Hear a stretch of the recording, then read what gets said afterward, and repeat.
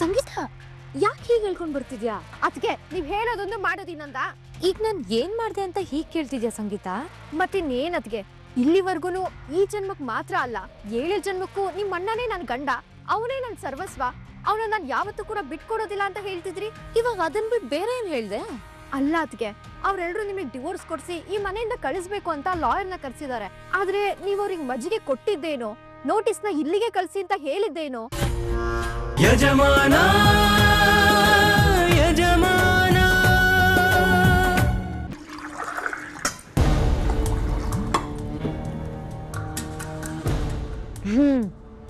ಎಲ್ಲ ಕರೆಕ್ಟ್ ಆಗಿದೆ. ಪಾವು ಜಾನ್ಸಿ, ನೀನ್ ತುಂಬಾ ಕೆಲ್ಸಗಳನ್ನ ಮಾಡೋದ್ ಕಲ್ತ್ಬಿಟ್ಟಿದ್ಯಾ. ಅದ್ಗೆ ಏನ್ ಮಾಡ್ತಿದ್ದೀರಾ ನೀವು? ಸಂಗೀತ, ಲಾಯರ್ ಬಂದಿದ್ದಾರಲ್ವಾ, ಅವ್ರಿಗೆ ಮಜ್ಗೆ ರೆಡಿ ಮಾಡ್ತಿದ್ದೆ. ಮನೆಗ್ ಬಂದವ್ರನ್ನ ಹಾಗೆ ಕಳ್ಸಕ್ಕಾಗತ್ತಾ ಹೇಳು? ಅರಮನೆಗ್ ಬೆಂಕಿ ಹತ್ಕೊಂಡು ಹುಡುಗಿದ್ರೆ ರಾಜ ಪಿಟೀಲ್ ಬಾರಿಸ್ತಿದ್ದ ಅಂತ ಕೇಳಿದ್ದೆ. ಇವಾಗ ನಿಮ್ಮನ್ನೇ ನೋಡ್ತಾ ಇದ್ದೀನಿ. ಅಲ್ಲ ಸಂಗೀತ, ಮನೆಗ್ ಬಂದವ್ರನ್ನ ಹಾಗೆ ಕಳ್ಸಕ್ಕಾಗತ್ತಾ ಹೇಳು? ಇದು ನಮ್ಮನೆ ಸಂಸ್ಕಾರನಾ? ಅದಕ್ಕೆ ಮಜ್ಗೆ ಮಾಡ್ತಿದ್ದೆ. ಆಮೇಲೆ ಅವ್ರು ನಮ್ಮನೆ ಬಗ್ಗೆ ತಪ್ಪಾಗಿ ಮಾತಾಡ್ಬಾರ್ದಲ್ವಾ? ಅದ್ಕೆ ಅವ್ರು ಬಂದಿರೋದು ನಿಮಗ್ ಡಿವೋರ್ಸ್ ಕೊಡ್ಸೋದಕ್ಕೆ. ಅದವ್ರ ಪ್ರೊಫೆಷನ್ ಸಂಗೀತ, ಅವ್ರ ಕೆಲ್ಸ ಅವ್ರು ಮಾಡ್ಲಿ ಬಿಡು. ಈ ಮನೆ ಸೊಸೆ ಆಗಿ ಅತಿಥಿ ಸತ್ಕಾರ ಮಾಡೋದು ನನ್ ಕೆಲ್ಸ ತಾನೆ. ಅಂದ್ಮೇಲೆ ನಾನ್ ಮಾಡ್ಲೇಬೇಕಲ್ವಾ? ಅದ್ಕೆ ಅವ್ರು ಬಂದಿರೋದು ನಿಮಗ್ ಡಿವೋರ್ಸ್ ಕೊಡ್ಸಿ ಈ ಮನೆಯಿಂದ ಆಚೆ ಕಳ್ಸೋದಕ್ಕೆ. ನಮ್ಮ ಅಣ್ಣನಿಂದ ನಿಮ್ಮನ್ ದೂರ ಮಾಡ್ತಾರ ಅದ್ಗೆ. ಅಯ್ಯೋ ದಡ್ಡಿ, ಅದೇ ಹೇಗಾಗತ್ತೆ?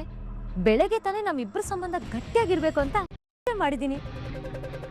ಅದು ಅಲ್ಲದೆ ನನ್ ಗಂಡನ ಹತ್ರ ದೀರ್ಘ ಸುಮಂಗಲಿಯಾಗಿರ್ಬೇಕು ಅಂತ ಆಶೀರ್ವಾದನ ತಗೊಂಡಿದ್ದೀನಿ. ಅಂದ್ಮೇಲೆ ನಮ್ಮನ್ನ ಹೇಗ್ ದೂರ ಮಾಡಕ್ಕಾಗತ್ತೆ ಹೇಳು? ಅದ್ಗೆ ಅವ್ರು ಬಂದಿರೋದೇ ಅದಕ್ಕೆ. ಅಣ್ಣನ್ ಸಿಗ್ನೇಚರ್ ತಗೊಂಡು ನಿಮಗ್ ನೋಟಿಸ್ ಕೊಟ್ಟು ಡಿವೋರ್ಸ್ ಕೊಡಿಸ್ತಾರೆ. ಸಂಗೀತ, ಡಿವೋರ್ಸ್ ಕೊಡಿಸ್ಬೇಕು ಅಂತ ಅವರಷ್ಟೇ ಡಿಸಿಷನ್ ತಗೊಂಡ್ರೆ ಆಗೋಗತ್ತಾ?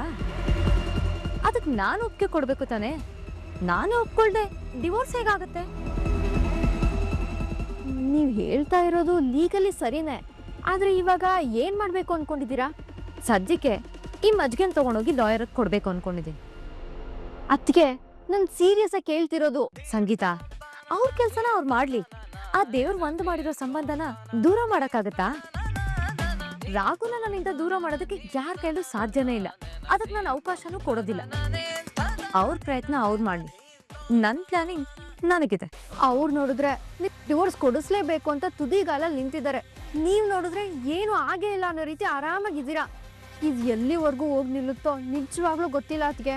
ಅದೆಲ್ಲ ಮುಂದೆ ನಿನ್ಗೆ ಗೊತ್ತಾಗತ್ತೆ, ಬಾ. ಮೇಲ್ಕಂಡ ಎಲ್ಲ ಕಾರಣಗಳಿಂದಾಗಿ ರಾಘವೇಂದ್ರ ಎಂಬುವನಾದ ನಾನು ಜಾನ್ಸಿ ಎಂಬ ನನ್ನ ಹೆಂಡತಿಯಿಂದ ವಿಚ್ಛೇದನ ಪಡೆಯಲು ನನ್ನ ಸ್ವಇಚ್ಛೆಯಿಂದ ಒಪ್ಪಿರುತ್ತೇನೆ.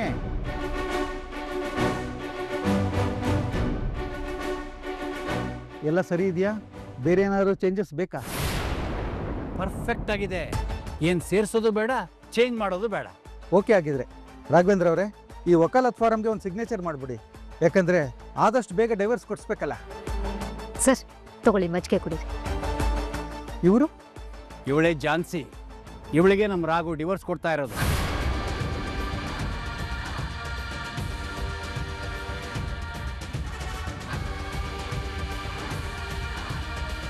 ಅಯ್ಯೋ ಸರ್, ಯಾಕೆ ಹಾಗೆ ಇದ್ಬಿಟ್ರಿ? ಕೂತ್ಕೊಳ್ಳಿ ಸರ್, ಆರಾಮಾಗಿ ಕೂತ್ಕೊಳ್ಳಿ. ಮಜ್ಜಿಗೆ ಕುಡೀರಿ. ಅಲ್ಲ, ಇಲ್ಲಿ ಡೈವರ್ಸ್ ಕೊಡ್ಸೋದಕ್ಕೆ ಅಂತ ನನ್ನ ಕರೆಸಿದ್ದಾರೆ. ಗೊತ್ತು ಸರ್, ಗಂಡ ಹೆಂಡತಿ ಬಾಂಧವ್ಯ ಒಂದೊಂದ್ಸಲ ಅರಮನೆ ಮತ್ತೆ ಸೆರೆಮನೆ ಅಂತ ನಮ್ಮ ತಾತ ಯಾವಾಗ್ಲೂ ಹೇಳ್ತಿದ್ರು. ಸದ್ಯಕ್ಕೆ ಇವಾಗ ನನ್ನ ಪಾಲಿಗೆ ಸೆರೆಮನೆ ಆಗಿದೆ. ನರ್ಕ ಅನ್ಭವಿಸ್ತಾ ಇದ್ದಿ. ಮೊದಲು ನಮ್ಮ ರಾಗುವಿಂದ ದೂರ ಆದ್ರೆ ಸಾಕು. ಮುತ್ತತೆ, ನೀವೇನೋ ಹೇಳ್ದಾಗಾಯ್ತು? ಏನಿಲ್ಲ, ಲಾಯರು ಡೈವರ್ಸ್ ಕೊಡ್ಸೋದಕ್ ಬಂದಿದ್ದಾರೆ ಅಂತ ಹೇಳ್ತಿದ್ದೆ. ಇವತ್ ನೀವು ಡಿವೋರ್ಸ್ ಕೊಡ್ಸಕ್ ಹೊರಟಿರೋದು ಅಂತ್ಯ ಅಲ್ಲ, ಹೊಸ ಬಾಳಿನ ಮುನ್ನುಡಿ ಅಂತ ನಾನ್ ತಿಳ್ಕೊಳ್ತೀನಿ. ಈ ಬಾಂಧವ್ಯ ಅನ್ನೋ ಮಾರ್ಗದಲ್ಲಿ ಪ್ರೀತಿ ಇಲ್ಲದಾಗ ಸಹನೆ ಹಾದಿ ಹಿಡಿದು ಡಿವೋರ್ಸ್ ಅನ್ನೋ ಅಸ್ತ್ರವನ್ನ ಬಳಸ್ಕೊಂಡು ದೂರ ಆಗ್ಬಿಟ್ರೆ ಇಬ್ಬರಿಗೂ ನೆಮ್ಮದಿ. ಮುಂದಿನ ದಾರಿನೂ ಸುಗಮವಾಗಿರುತ್ತೆ. ಏನಂತೀರಾ? ಹೌದೌದು, ಬಲವಂತದ ಬದುಕಿನಿಂದ ಯಾರಿಗೂ ನೆಮ್ಮದಿ ಇಲ್ಲ ಬಿಡಿ. ಕರೆಕ್ಟ್ ಸರ್, ಪ್ರೀತಿ ವಿಶ್ವಾಸ ತುಂಬಿದ್ರೆ ಮಾತ್ರ ಮನೆ, ಹಾಗೆ ಮನ್ಸಿಗೆ ನೆಮ್ಮದಿ. ಆ ಸತ್ಯನ ನಾನು ಅರ್ಥ ಮಾಡ್ಕೊಂಡಿದ್ದೀನಿ. ನೀವು ಮಜ್ಜಿಗೆ ಕುಡೀರಿ. Thank you.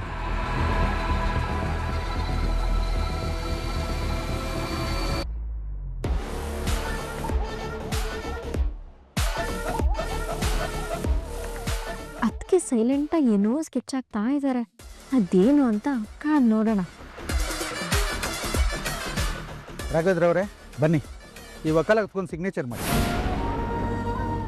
ಹಾಗಾದ್ರೆ ಇದನ್ನೇ ಕಳ್ಸ್ಕೊಡ್ತೀರಾ? ಇಲ್ಲ ಸರ್, ಕಾನೂನು ಮುಖಾಂತರ ಕಳಿಸೋ ನೋಟಿಸಲ್ಲಿ ಯಾರ ಸಹಿನೂ ಇರೋದಿಲ್ಲ. ಮತ್ತಿದ್ಯಾಕೆ? ಇದು ಒಂದು ವಕಾಲತ್ತು, ಇದು ನಾವೇ ಇಟ್ಕೋತೀವಿ. ನಾಳೆ ದಿವಸ ಡೈವರ್ಸ್ ಕೇಳಿದವರೇ ಬಂದು ನಮಗೂ ಇದಕ್ಕೂ ಸಂಬಂಧ ಇಲ್ಲ ಅಂತ ಹೇಳ್ಬಿಟ್ರೆ, ಅದಕ್ಕೆ ಅವರು ಒಪ್ಪಿರೋದಕ್ಕೆ ಸಾಕ್ಷಿಗೆ ಇಟ್ಕೋತಾ ಇದ್ದೀನಿ. ರಾಘು ಬನ್ನಿ ಸೈನ್ ಮಾಡಿ.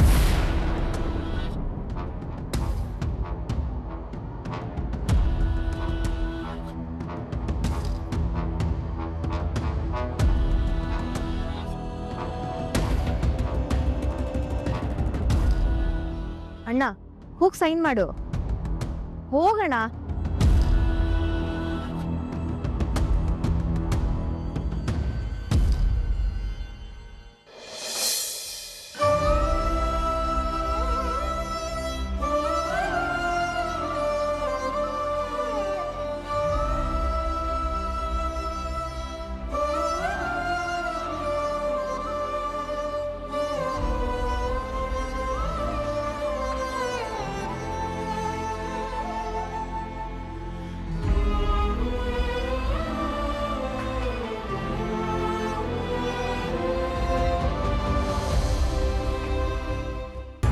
ಈಗ ಸಿಗ್ನೇಚರ್ ಎಲ್ಲ ಆಯ್ತಲ್ಲ, ನೆಕ್ಸ್ಟ್ ಪ್ರಾಸೆಸ್ ಏನು? ಏನಿಲ್ಲ, ಈಗ ಅವ್ರಿಗೆ ನೋಟಿಸ್ ಕಳಿಸ್ಬಿಡ್ತೀನಿ. ಅವ್ರಿಗಲ್ಲ ಸರ್, ಇವಳಿಗೇನೆ. ಹೌದಲ್ವಾ? ನೋಟಿಸ್ನ ಯಾವ ಅಡ್ರೆಸ್ಸಿಗೆ ಕಳಿಸ್ಬೇಕು? ಯಾವ್ದೋ ಅಡ್ರೆಸ್ಗೆ ಯಾಕೆ ಸರ್?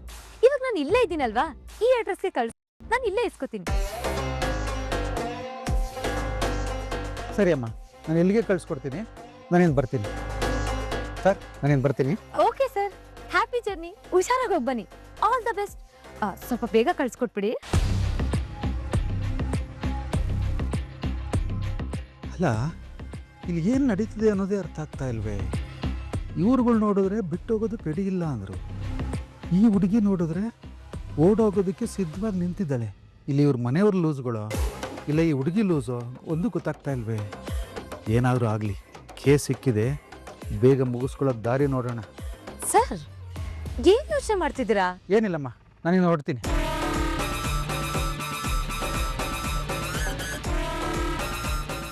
ಬಾಯ್ ಸರ್, ಹುಷಾರು.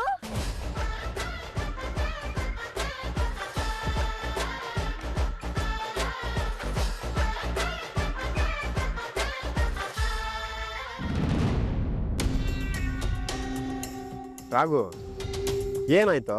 ಯಾಕೆ ಹಿಂಗೆ ಕನ್ಫ್ಯೂಸ್ ಆಗಿ ಕೂತಿದ್ಯಾ? ಅವ್ರು ಏನು ಮಾಡಕ್ಕೆ ಹೊರಟಿದ್ದಾರೆ ಅಂತಲೇ ಗೊತ್ತಾಗ್ತಿಲ್ಲ.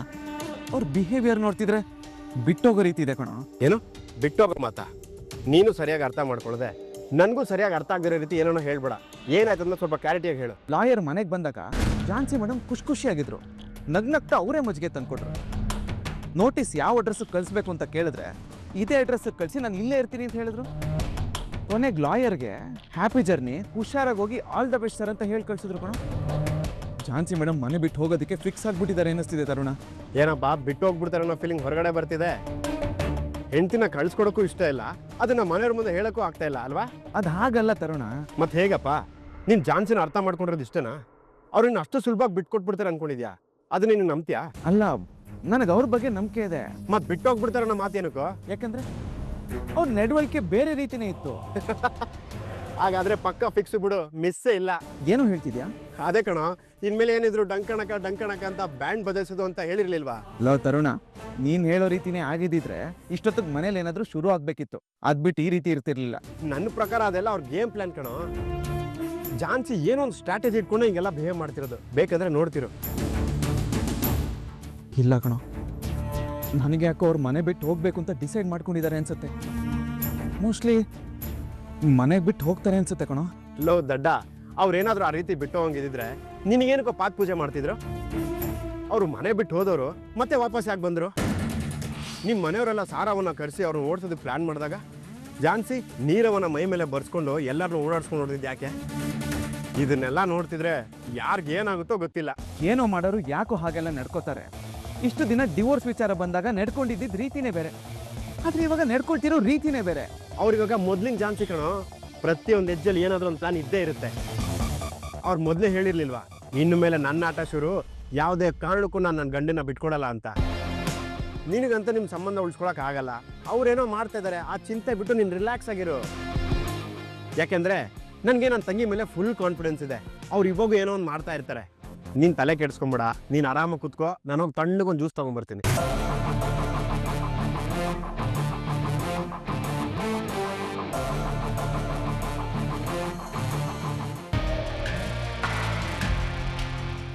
ಸಂಗೀತ, ಯಾಕೆ ಹೀಗೆ ಹೇಳ್ಕೊಂಡ್ ಬರ್ತಿದ್ಯಾ?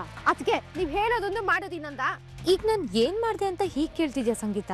ಮತ್ತಿನ್ನೇನ್ ಅದ್ಗೆ, ಇಲ್ಲಿವರ್ಗುನು ಈ ಜನ್ಮಕ್ ಮಾತ್ರ ಅಲ್ಲ 7 ಜನ್ಮಕ್ಕೂ ನಿಮ್ ಅಣ್ಣನೇ ನನ್ ಗಂಡ, ಅವನೇ ನನ್ ಸರ್ವಸ್ವ, ಅವನ ನಾನ್ ಯಾವತ್ತೂ ಕೂಡ ಬಿಟ್ಕೊಡೋದಿಲ್ಲ ಅಂತ ಹೇಳ್ತಿದ್ರಿ. ಇವಾಗ ಅದನ್ ಬಿಟ್ಟು ಬೇರೆ ಏನ್ ಹೇಳ್ದೆ? ಅಲ್ಲ ಅದ್ಗೆ, ಅವ್ರೆಲ್ರು ನಿಮಗ್ ಡಿವೋರ್ಸ್ ಕೊಡ್ಸಿ ಈ ಮನೆಯಿಂದ ಕಳಿಸ್ಬೇಕು ಅಂತ ಲಾಯರ್ನ ಕರ್ಸಿದ್ದಾರೆ. ಆದ್ರೆ ನೀವ್ ಅವ್ರಿಗೆ ಮಜ್ಜಿಗೆ ಕೊಟ್ಟಿದ್ದೇನೋ, ನೋಟಿಸ್ನ ಇಲ್ಲಿಗೆ ಕಳ್ಸಿ ಅಂತ ಹೇಳಿದ್ದೇನೋ, ಅವ್ರನ್ನ ಖುಷಿಯಾಗಿ ಕಳ್ಸಿದ್ದೇನೋ. ಅದಕ್ಕೆ ಏನ್ ಮಾಡಕ್ ಹೊರಟಿದ್ದೀರಾ ನೀವು? ಹಾಗಾದ್ರೆ ಅವತ್ತು ನಮ್ಮ ಅಣ್ಣಂದು ನಿಮ್ದು ಜನ್ಮ ಜನ್ಮಾಂತರ ಅನುಬಂಧ ಅಂತ ಹೇಳಿದ್ದೆಲ್ಲ ಸುಳ್ಳಾ? ಸುಳ್ಳು ಅಂತ ಹೇಳಿದ್ ಯಾರು ಸಂಗೀತ? ಅದು ನಿಜನೇ, ಇದು ನಿಜನೇ, ಎಲ್ಲ ನಿಜನೇ. ಇದೇ ನನ್ಗೆ ಅರ್ಥ ಆಗದೆ ಇರೋದಕ್ಕೆ. ಹಾಗಾದ್ರೆ ನಮ್ಮ ಅಣ್ಣನ್ ಬಿಟ್ಟೋಗ್ಬೇಕು ಅಂತ ಡಿಸೈಡ್ ಆಗ್ಬಿಟ್ರಾ? ಯಾರು ಬಿಟ್ಟು ಹೋಗೋದು? ಅದು ಈ ಜನ್ಮದಲ್ಲ, ಇನ್ಯಾವ ಜನ್ಮದಲ್ಲೂ ಅದು ಸಾಧ್ಯನೇ ಇಲ್ಲ ಸಂಗೀತ. ಅವ್ರ ಪ್ಲಾನಿಂಗ್ ಅವ್ರಿಗಿದ್ರೆ ನನ್ ಪ್ಲಾನಿಂಗ್ ನನಗಿದೆ. ಅವ್ರು ನನ್ನ ಓಡಿಸೋದಕ್ಕೆ ಏನ್ ಪ್ರಯತ್ನ ಬೇಕೋ ಅದನ್ನೆಲ್ಲ ಮಾಡ್ಕೊಳ್ಳಿ, ಉಳ್ಕೊಳ್ಳೋದಕ್ಕೆ ಏನ್ ಬೇಕೋ ಅದನ್ನ ನಾನ್ ಮಾಡ್ತೀನಿ. ಅದಕ್ಕೆ ನಾನ್ ಮೊದ್ಲೇ ಕನ್ಫ್ಯೂಷನ್ ಅಲ್ಲಿ ಇದೀನಿ, ನೀವ್ ಇನ್ನಷ್ಟು ಕನ್ಫ್ಯೂಸ್ ಮಾಡ್ಬೇಡಿ. ಕನ್ಫ್ಯೂಸ್ ಆಗ್ಬೇಡ ಸಂಗೀತ, ನಾನ್ ನನ್ ಗಂಡನ್ ಬಿಟ್ಕೊಡೋ ಮಾತೇ ಇಲ್ಲ. ಆದ್ರೆ ನನಗ್ ನಿಮ್ಮಿಂದ ಆ ಪ್ರಯತ್ನ ಕಾಣಿಸ್ತಾ ಇಲ್ವಲ್ಲ. ಅದ್ಗೆ ಲಾಯರ್ ಬಂದಿದ್ದು ಆಯ್ತು, ಅಣ್ಣ ಅದಕ್ಕೆ ಸೈನ್ ಮಾಡಿದ್ದು ಆಯ್ತು, ಇವಾಗ ನೆಕ್ಸ್ಟ್ ಪ್ರೋಸೆಸ್ ಎಲ್ಲ ಶುರುವಾಗುತ್ತೆ. ಕೊಳ್ಳೆ ಹೊಡೆದ್ಮೇಲೆ ಕೋಟೆ ಬಾಗ್ಲು ಹಾಕಿದ್ರು ಅನ್ನೋ ತರ ಎಲ್ಲ ಮುಗಿದ್ಮೇಲೆ ತಲೆ ಕೆಡಿಸ್ಕೊಂತೀರಾ? ಡೋಂಟ್ ವರಿ ಸಂಗೀತ, ಅದ್ ಯಾವ್ದು ಕೂಡ ಮುಂದುವರಿಯಲ್ಲ, ಯಾವ ಪ್ರೋಸೆಸ್ ಕೂಡ ಆಗಲ್ಲ. ಯಾಕಂದ್ರೆ ಏನ್ ಮಾಡ್ಬೇಕು ಅಂತ ನಾನು ಆಲ್ರೆಡಿ ಪ್ರಿಪೇರ್ ಆಗಿದ್ದೀನಿ. ಹೋಗ್ಲಿ, ಏನ್ ಮಾಡ್ತೀರಾ ಅಂತನಾದ್ರೂ ಹೇಳಿ ಅದ್ಗೆ ಪ್ಲೀಸ್. ಅದನ್ನೆಲ್ಲ ಹೇಳೋದಲ್ಲ, ಮಾಡಿ ತೋರ್ಸೋದು. ಒಂದಂತೂ ಕ್ಲಿಯರ್ ಸಂಗೀತ, ಯಾವ ಲಾಯರ್ನೇ ಕರ್ಸಿದ್ರು ನಾನಂತೂ ಈ ಮನೆನ ನಿಮ್ಮ ಅಣ್ಣನ ಬಿಟ್ಟು ಹೋಗಲ್ಲ. ಅವ್ರು ಏನೇ ಪ್ರಯತ್ನ ಮಾಡಿದ್ರು ಅವ್ರ ಟೈಮು ಮತ್ತೆ ಎಫರ್ಟ್ಸು ಎಲ್ಲ ವ್ಯರ್ಥ. ಅದಕ್ಕೆ ಇಷ್ಟೊಂದು ಕಾನ್ಫಿಡೆಂಟ್ ಆಗಿದ್ದೀರಾ ಅಂದ್ಮೇಲೆ ಏನೋ ದೊಡ್ಡದಾಗಿ ಸ್ಕೆಚ್ ಹಾಕಿದ್ದೀರಾ ಅನ್ನಂಗಾಯ್ತು. ಹೌದು ಸಂಗೀತ, ನದಿ ಮೂಲ ಋಷಿ ಮೂಲ ಹೇಗ್ ಕಂಡಿಡಿಯೋದಕ್ಕಾಗಲ್ವೋ ಹಾಗೆ ಈ ಝಾನ್ಸಿ ಪ್ಲಾನ್ ಏನನ್ನೋದನ್ನ ಯಾರ ಕೈಯಲ್ಲೂ ಕಂಡುಹಿಡಿಯೋದಕ್ಕೆ ಸಾಧ್ಯನೇ ಇಲ್ಲ. ಅಸಲಿ ಆಟ ಈಗ ಶುರು. ಆಟದಲ್ಲಿ ಅವ್ರದೇ ರೂಲ್ಸ್ ಇರ್ಬೋದು, ಆದ್ರೆ ನಾನು ಆಡೋದಕ್ಕೆ ಶುರು ಮಾಡಿದ್ರೆ ನಂದೇ ರೂಲ್ಸು, ನಂದೇ ಗೇಮ್.